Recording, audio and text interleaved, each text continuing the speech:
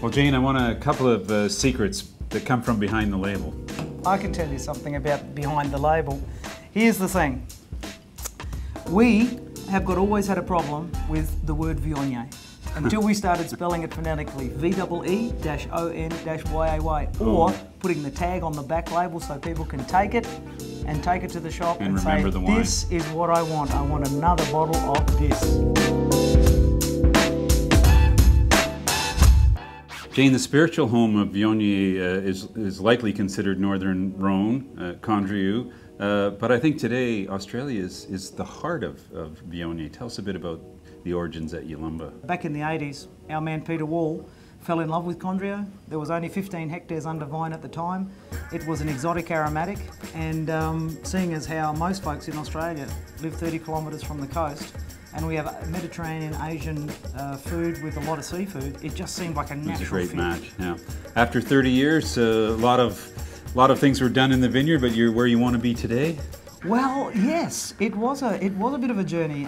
It's a tricky little number, Viognier, because to get the apricot and the stone fruit that's really characteristic, and to get that gorgeous, cool, slippery texture on the palate, you have to pick the fruit reasonably ripe.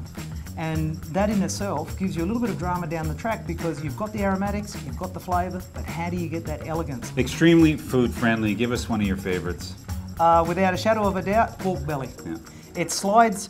Viogner's got this ability to slide straight into that lovely glutinous fibre of the pork belly. Well, take us just behind the label, a little bit about this wine. It's a blend of fruit from a few areas now. Louisa Rose makes it. Yeah. You're happy with how it's come together now?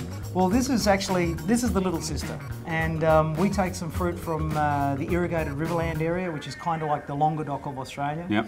And it's nice and warm up there, but it's got some lifted honey just spiralling off the top with lemongrass. And to be honest with you, there's a little bit of the Eden Valley fruit in there as well.